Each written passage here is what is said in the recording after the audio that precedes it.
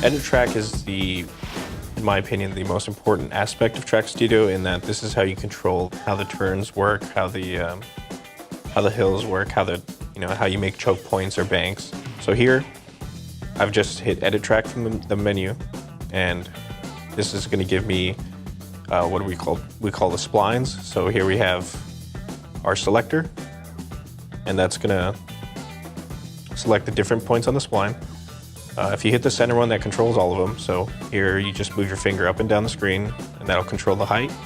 Or you can move left and right, and that'll control the shift of the track. You can also use gestures in Edit Track. So if I place my thumb down and make like a rotating gesture, it'll bank that whole selection. I can also widen the whole selection with the centerpiece selected. So if I move my fingers apart, then it'll widen the whole track, or I can bring it in.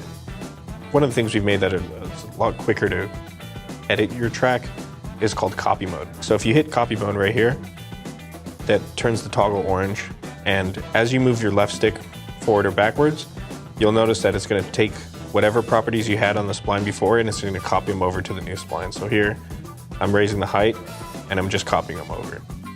If you're modifying your track with the Edit Track tool and you get it into a spot that you don't necessarily think is going to work, you just hit the level button right here, and that'll just stomp it out so that it's all even. In the upper left hand corner of the screen, you'll notice that there's a camera icon with 3 numbers. If you tap the icon, that'll cycle through the different camera views. The first camera view is a low camera view on the track.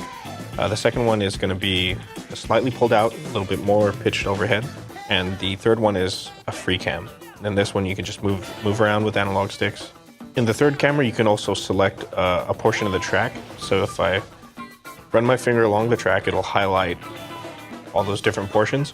And when I let go, it'll give me 3 options. I can edit the selection, which will edit all those pieces of track, like as if I was editing just one individual piece. Smooth shift will take the beginning point and the end point of your selection and just straighten them out so you get a nice straightaway.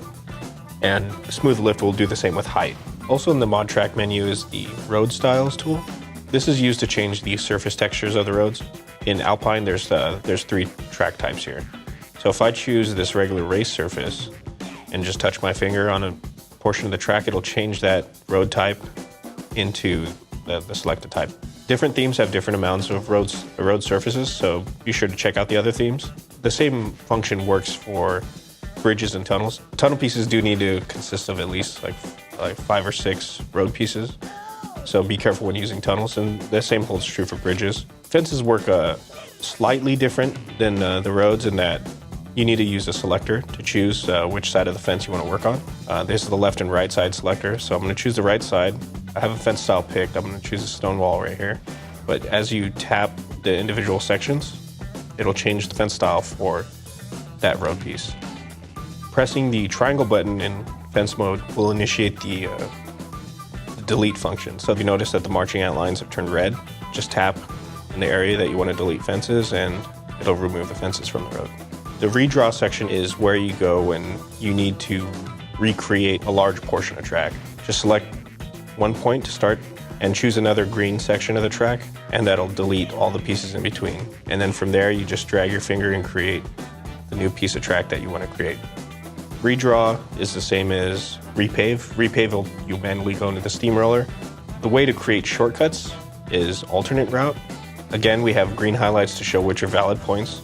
I tap on the piece of the track I want to change, and that's going to tell me I'd like to connect the branch to the left or right side. For this piece, I wanted to connect it to the right side. After I've selected my start point, I choose an end point with green highlights, and I want it to be on the right side. And that's going to create a shortcut there. So the last tool we'll talk about inside of Mod Track is the off-road path. You can create your own custom shortcuts with, using the terrain as the road. You can have them driving over the tops of buildings. You just choose a start point that begins on the track, and you drag your finger across the path that you want to make.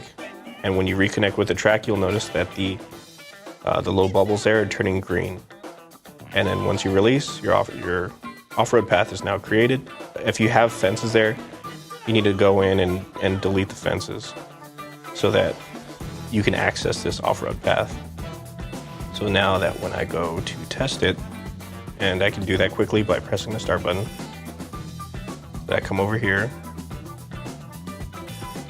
press the start button to test. See that this is the shortcut. Even though I haven't done anything to highlight it, I can now drive into that shortcut. So that's it from On Track, Studio.